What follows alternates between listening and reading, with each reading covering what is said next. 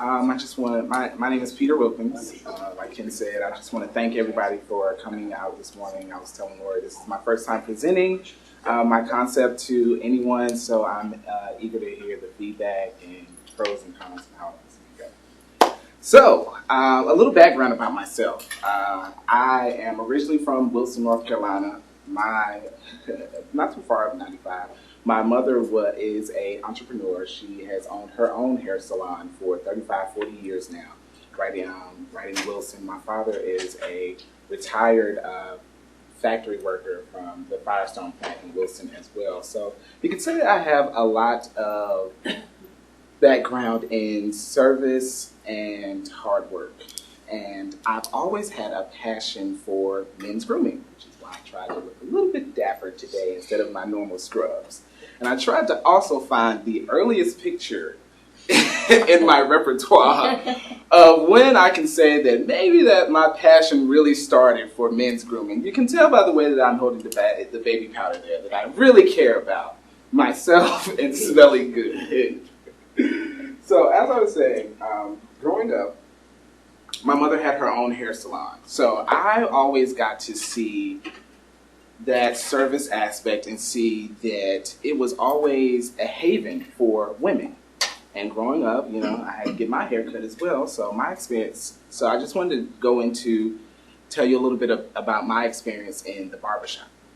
It was always like a man cave or the haven for men where we could go, relax, get our shave, a haircut, and just really pamper ourselves and really feel comfortable.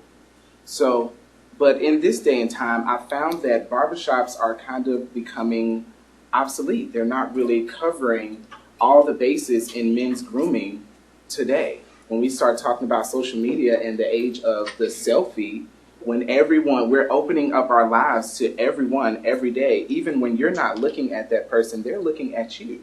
So why not? And we always say that the first impression is the best impression. Well, let's make it that.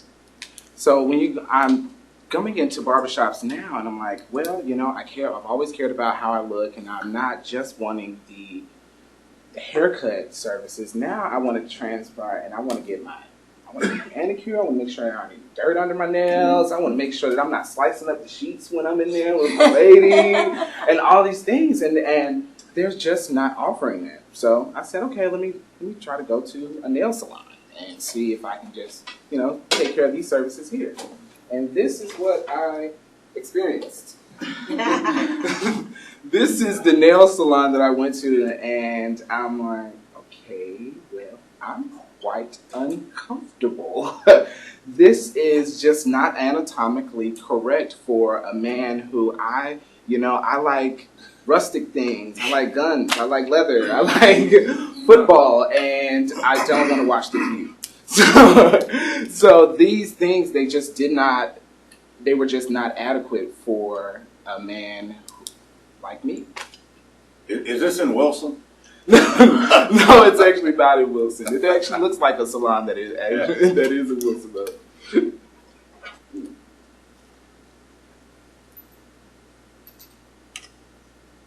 So the men's grooming industry is a $26 billion industry, and it's growing at a rate of 2% per year.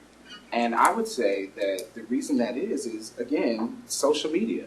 We're always inviting people to look at us and grow and experience and really see us in a different light all the time. And there are millions of men who go to nail salons for other services outside of the haircut and want manicures and pedicures, and it's not a service that the environment experience in nail salons is just not designed to appeal to the men.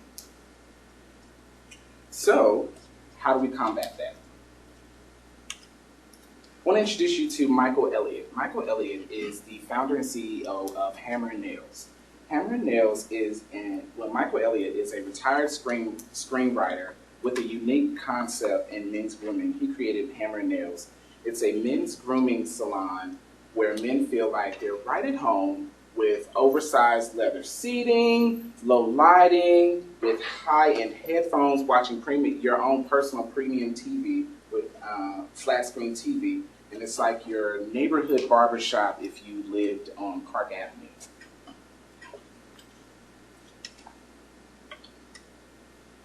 So this is just a few examples of the franchise here of the Hammer and Nails, just what you could experience and the complete opposite of what would be experienced in your typical nail salon, and offering the services of your hometown barbershop.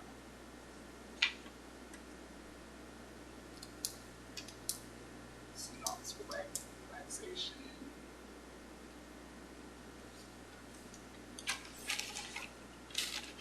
So, Michael Elliott opened his first Hammer and Nails location in Los Angeles in 2013, and soon he was invited, as you can see, on Shark Tank. And on the show, he hoped for a $2,000 investment for a 20% stake, and he was unfortunately rejected. Instead, eager viewers raised the amount he wanted and began to work on an infrastructure for franchising the business. So Hammer and Nails offers your traditional haircut, shave, but they also offer your manicure, pedicure, and spa services as well. Because who has time to go to a barbershop and a nail salon? Why not combine them and gear it towards men so they can feel comfortable when it's already a business that is growing at 2% a year and a $26 billion business?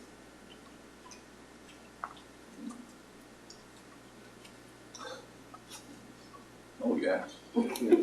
So why wouldn't So there are 74 barbershops here in Fayetteville. There are 127 barbershops in Raleigh, North Carolina, and not one of them offers manicures and pedicures. Really? Not one in Raleigh? Not one. What about Cary? I'll have to do more. That's included in that number. Yes. And it's the whole Raleigh greater metro area. And not one. Not one. Not one. Man. So there's definitely an opportunity. What a blue ocean. Yeah, so there's definitely an opportunity here, if not here in Fayetteville, to definitely in Raleigh area where there may be more expendable income on services. So for the haircuts and products and services in 2018, 65% of men that were coming into these shops were getting haircuts, and then 26% were getting haircuts with shave. But there's 2.8% of hair services that are not being administered right here in the area, and nobody's doing it. In our coming age, the market, the major market segregation is the consumers. My target audience would be the consumers from 35 to 44, as well as the consumers under 35 as well. And they make up most of the consumer business here.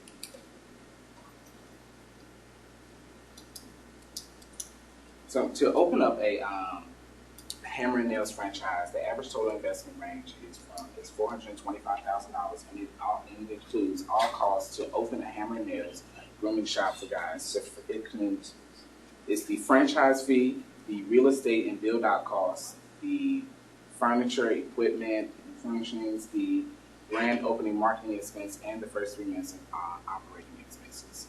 So it's a great opportunity, and they have over 13 locations, none of which are on the East Coast.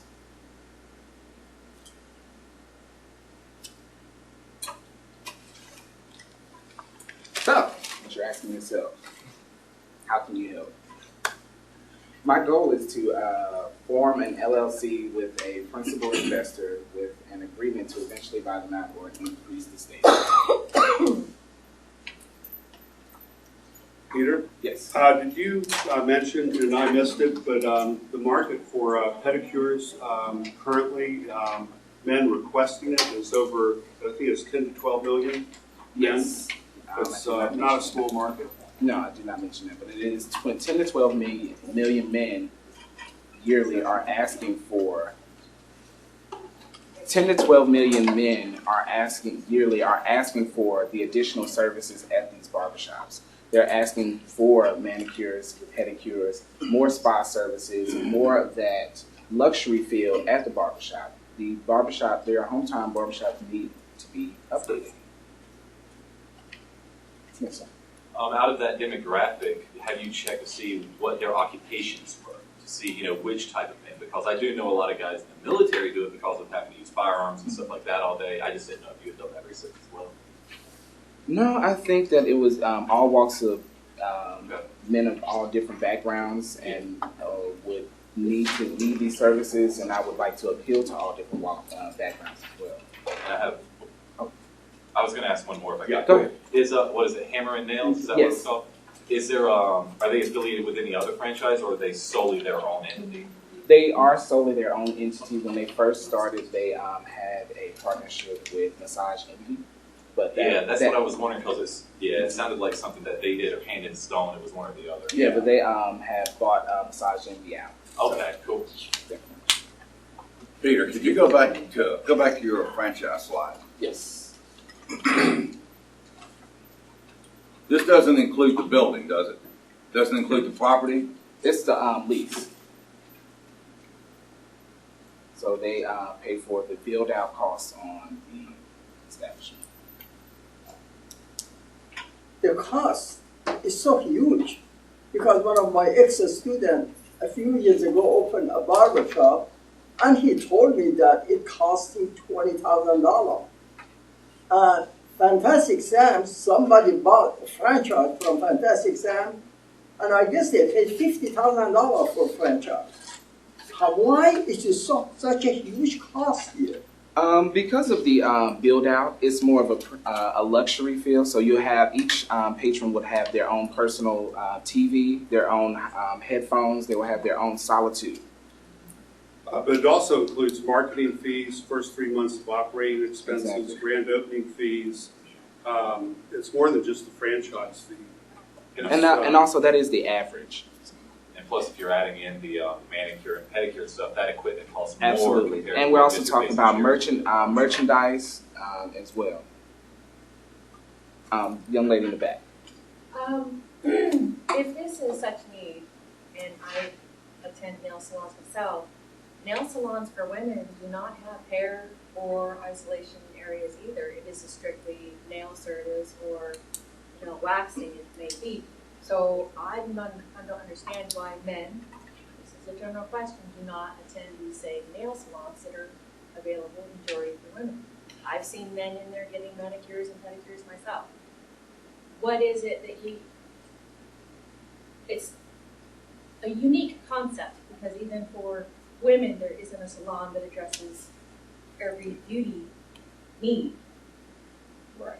Not sure if you're going to be able to fulfill that niche. that Well, you're wanting to I do. think it's because there isn't an opportunity to go anywhere else. I go to those nail salons now because I don't have anywhere else to go, and I do feel quite uncomfortable when there is other women there that are looking at me and they make me feel like I shouldn't be there. And that's really the experience that I've always had with nail salons that are geared towards women. Personally, I appreciate a man coming into a nail salon to take care of himself. So Right. that's not my concept of, wow, what are you doing here? I think it's more of a thing for women, like, oh my God, there's a dude on site. I think a point that you're kind of missing is that there is the spa. So certainly when I'm like, okay, I've got an hour, let me get my toes done, I'll go to there. But if I want a day, then I go to the spa where I can get my hair done, where I can get a massage, where I can get a manicure and a pedicure and a facial. And you're in your fluffy robe. I think this is the kind of the male equivalent of that time for themselves where he's doing that. You're So is exactly this right. exclusively for men? No, women can attend, but it's just geared towards me. Target market is. Yeah, my I target. would attend. I would. Just for I think it was an outstanding idea. I do the isolation of pampering. Yeah. But sometimes when I go to get my nails and stuff, it's too much work. Mhm. The high And plus, I can- high end, And I plus, think, it's a good is way to pick appealing. up men. There was somebody over here. Sorry, I could come back to you. Let's talk cost. Here I am, I'm in my 60s. I want a traditional haircut. why would I want to come to you? Give me an idea, like price-wise, what an average haircut would be for myself.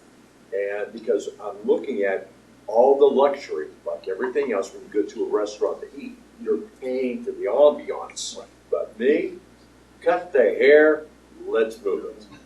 So tell me what an idea of cost would be for haircut, hands, and this. So because we are in a town that is not big money, and if you're bringing big money stuff, you're not going to have many clients.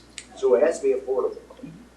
So the typical hair, just a traditional haircut would cost around $23. If you're going for the full haircut, manicure, pedicure, you're looking at around $55 to $60. But there is a membership. There is a membership program where you get members are given discounts. Well, I hate to point this out, but personally, we're not in the target market. If you looked at the age bracket and so forth, we're not there.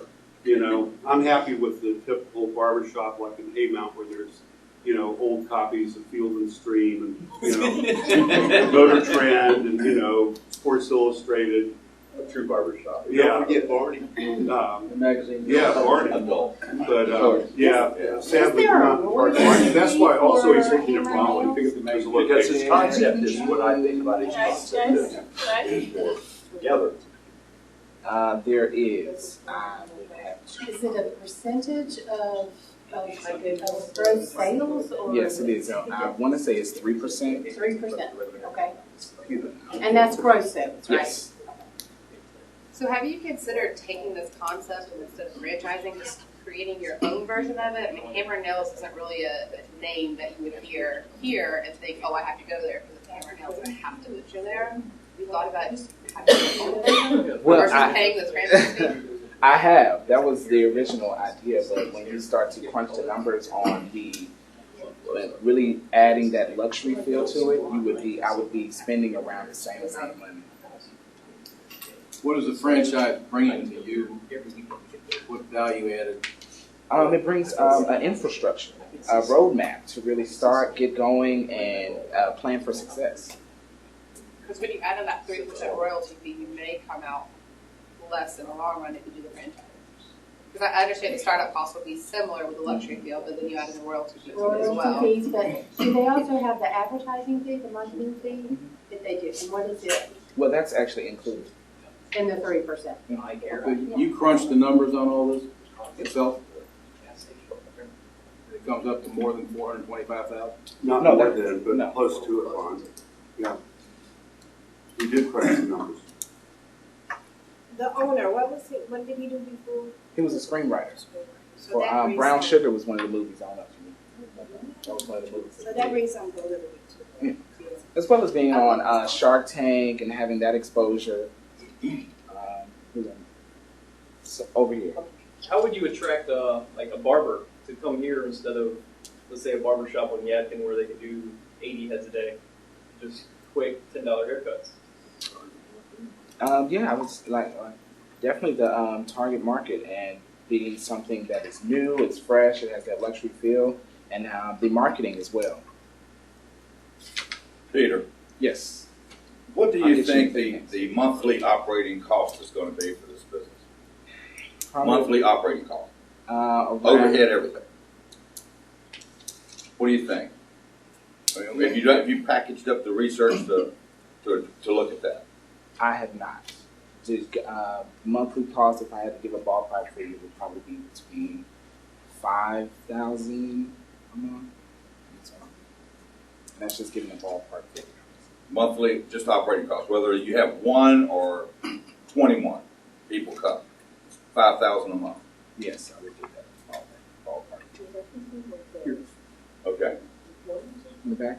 2 questions. Yes, sir. Do you have any competitors? And how are existing locations doing? So I don't technically have any competitors because no one in the area is doing the barbering and the other services, so I don't necessarily have competitors in that realm. And what was your second question? I'm sorry. How are existing locations doing? Now the locations of Hammer and Nails that are on the West Coast, they're growing at 3% every year.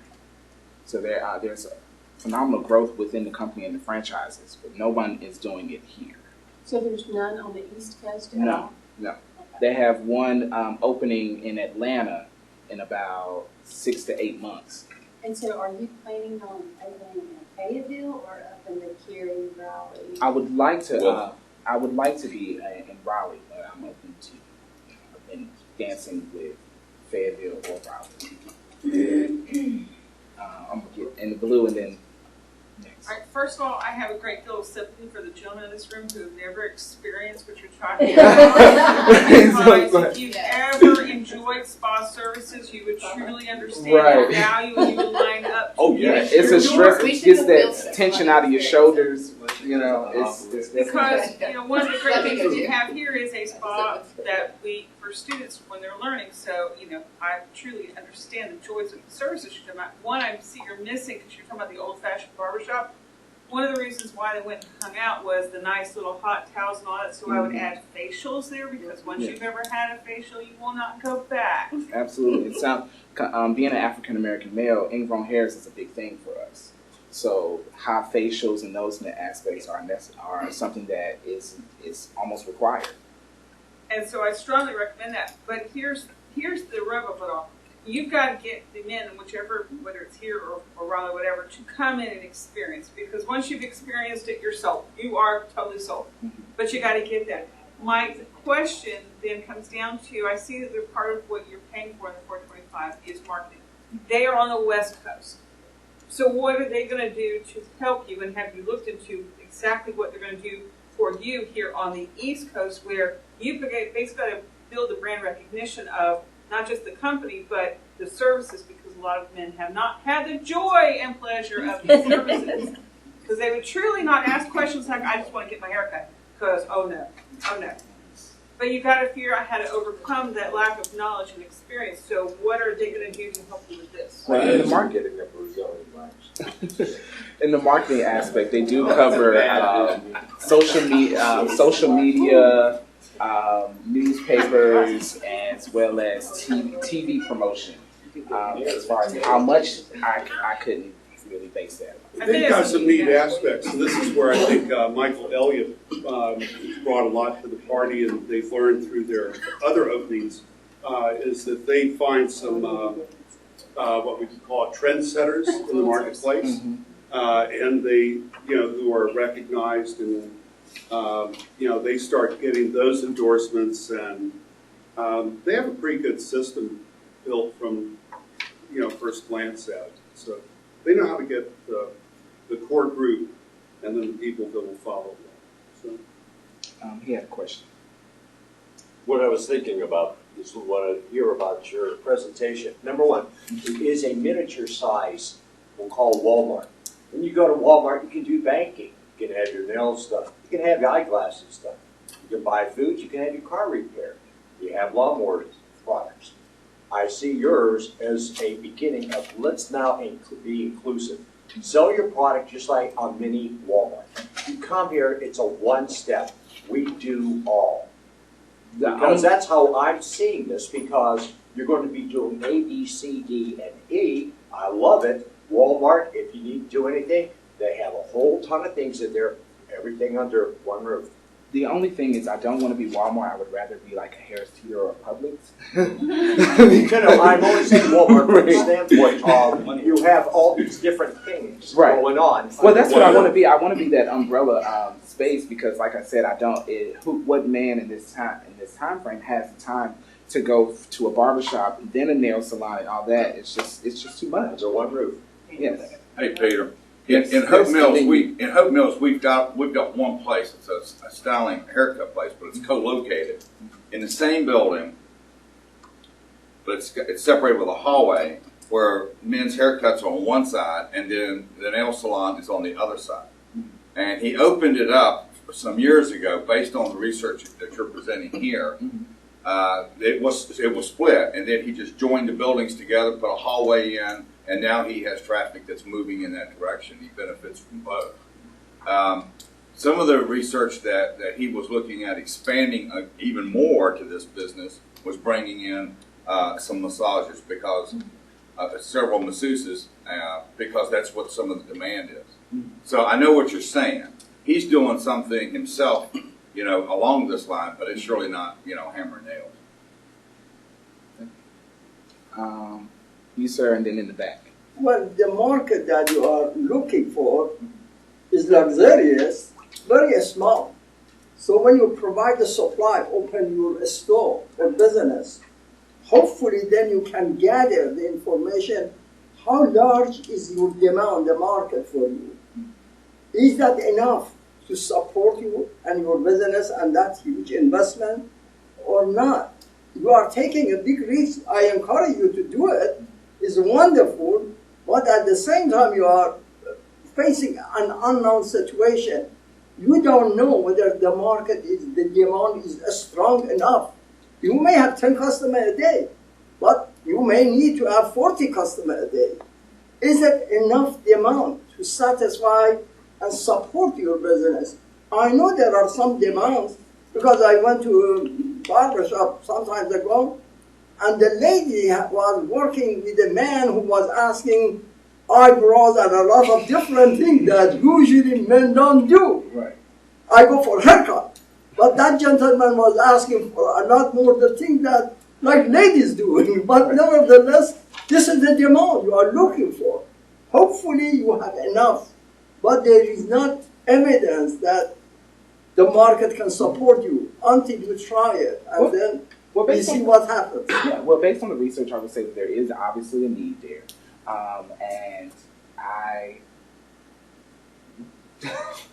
there's obviously a need based on the research, but it's obviously going to be a risk.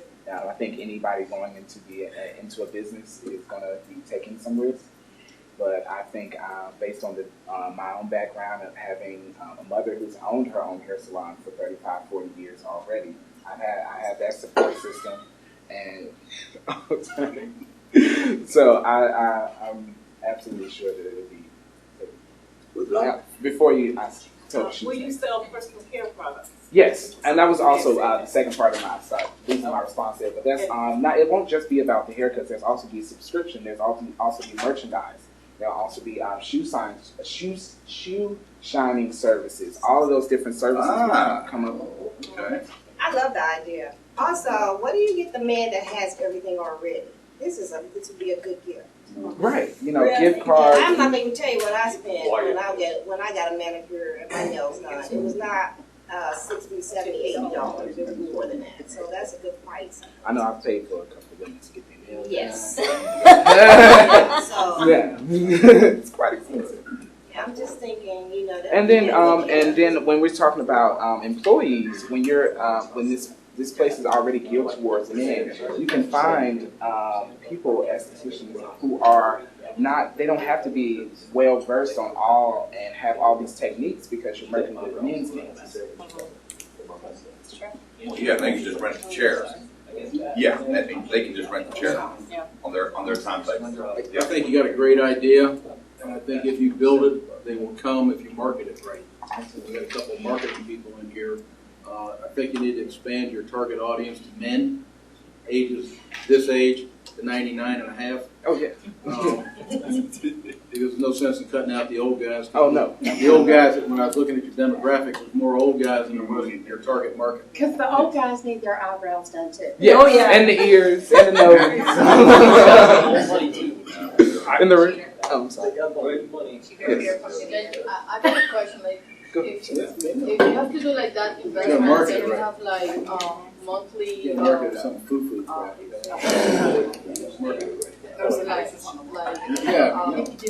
You need to do monthly payments and stuff. Pictures of World War II. Like, how long is it going to take you to get your money back? Like 425 or whatever you get your investment.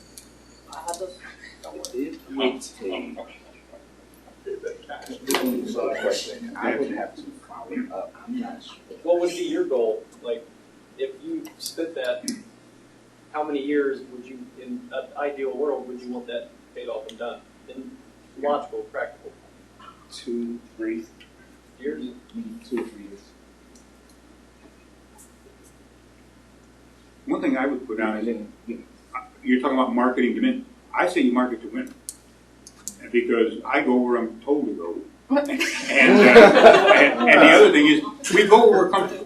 Right. And if you want us to do something different, and that, yeah, you go along and that's a perfect Father's Day gift, that's a perfect gift for whatever it is, or Christmas, and say, I want you to go, because in many cases, we won't do that. We'll just go get a haircut. We don't think about that. I mean, I've been trimming these meat hooks my whole life. I've never had anybody else do it. So if I get a gift certificate, I'm cheap, so I'll use that. And then the average time that a man goes to the same barber is 6.7 years. So that's a reoccurring customer. Unless you're active duty military. Yeah. 3 years, because we're gone. Basically, I was going to say, how are you going to rent out to barbers? You know, are you going to actually make them pay you a fee while they're there each month, so that way you accrue some of your costs and cash flow, Yes. or are they like corporate appointed? Or how Yes, it would be a or chair rental. It'll be chair rental. And So to add, that you're doing chair rental, Yes. just like a booth rent. Yes. to add to that, have you heard of, and I'm going to double check and I'll give it to you before I leave, I think they're called Swift Blade in Charlotte on Davidson. They actually specialize in the facials and the beard trimming and stuff like that. They may be somebody that you can contact and find out how they market and how they stay successful and see what they do. Because I watched men walk in and out of that door. I even went myself when I was up there because we were opening up a new mellow mushroom. I went and got my fresh shave. Yes, I did not get one today or anytime soon, but when I was there in Charlotte that one time. Well, yeah, I actually have visited. There is an establishment similar to this in Charlotte. They're called Emerson and Joseph, or Emerson Joseph. Okay. And I've actually visited, and it is somewhat similar to Hammer and Nails. So I've also done that research. So why did you choose Hammer and Nails over one of these others? Because I felt like they offered the most on the franchise side, and they would be the best asset for me and best plan for success.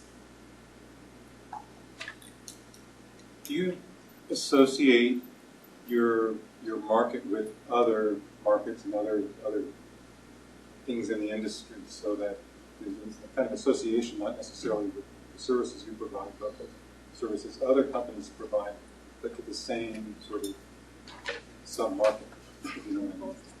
I think I understand your question. So what my vision is to host like cigar nights. So you have guys, is that what you mean? Well, what I mean is, like, you've got your market that would want to purchase your services, right? But that market itself can be subdivided into other groups of people that associate with your vision, but also associate with their own vision. You know how markets are very complicated, and there are all kinds of groups and subgroups, and people go with certain identities, certain features of what their personal identity is. And you want sort of like an overlap between the different circles, but there are lots of different circles. Right? Somebody defines their identity in such a way that includes some features that another circle don't include, but it still overlap with the services you provide, the vision that you want to project, so that they become part of what you're projecting as your vision. Then I'll try to, I think I understand what you're saying. So you're saying, like, for the gentleman here who was saying that, hey, I'm just going for a haircut, I would never really get manicures and pedicures. Right. So the way I would combat that would be the subscription. Because in the subscription, okay, you're going to get your haircut, but you have a 30% off option to get that manicure and pedicure. So if you have the option to save on it and you have a little extra time, he gets it. And like she said in the back, once you have that experience, you're like, well, I'm going to get this done. I already have a subscription. It's already paid monthly. Might as well get it done once a month. But also, maybe what is being alluded to here is the opportunity to co-promote with, like, the Mercedes dealer and all those who would probably be very happy to give these out as thank you gifts and corporate gifts. And we're also, and like I was also saying about the merchandise and different products. So as we're using certain products on you, on your shaving and all those type of things, and you're like, okay, well, this smells great. I should buy this for myself to have at home. In the back. You mentioned the Raleigh area. Are you thinking about partnering with local hotels, when there's lynchings and things going on, where you could, yeah. That would be great. Yeah, I come in, I need a haircut. If you market with them, put some information out, I think it will work. Yeah, with other companies I've worked with, there were, if you were staying at the Embassy Suites, you can get vouchers for discounts at different places like that. So yeah, that's great idea. Sorry. No, go ahead. Yes. I'm kind of worried for the investment. Me too. Isn't it like less expensive to create your own name and like with the same concept? Not necessarily, because I don't want people to get too alarmed if it's $425. That is the average, but it wouldn't, because you're looking at, when you talk about the build out, when you talk about TVs and making this the vision that I really foresee it would be pretty expensive. And then these, and they're not only just giving me the build out, that's all the equipment, all the furnishings, the franchising fee, the operating costs for the first 3 months, all of that is included. Are you buying that from the company, from Hammer and Nails, or are you getting that local? No, that's just a projection. So they give you an honest answer. So when you get the franchise, does it have to be this chair to meet the franchise image? So you then have to buy that, and so who do you buy that chair? You're buying that chair from the franchise. Mm-hmm.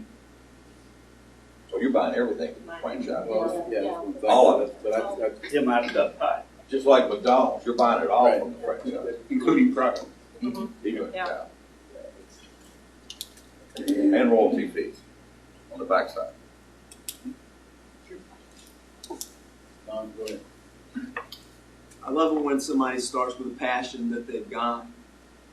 But in talking to Ron all the time, I always get a feel for the numbers. So have you decided what you want to make off of this, and how many people you're going to need every day to, at what price to fulfill that goal? Because you had some great ideas here, and there's 100 different ways to market yourself out in the marketplace.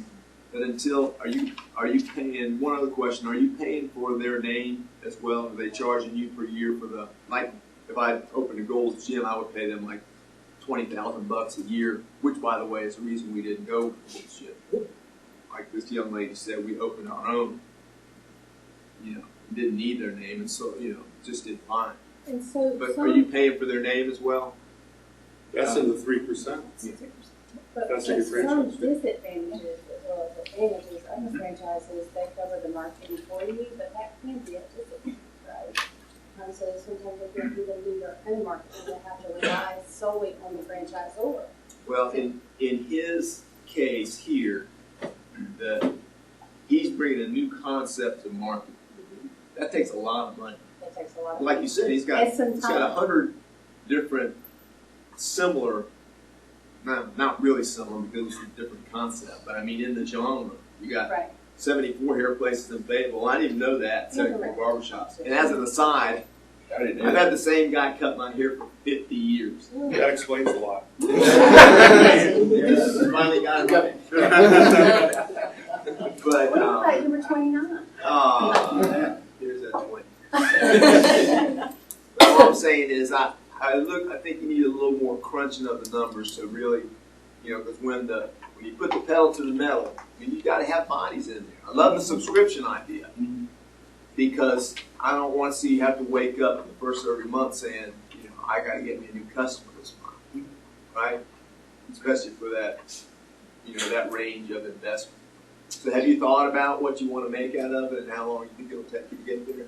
Well, let me just go ahead and accept the blame because Peter was going down the, start from a clean sheet of paper and build his own. And when we were looking at benchmarks like Hammer and Nails, and I had looked at it before, but I didn't notice that little word that said franchise opportunities, little tab on the website.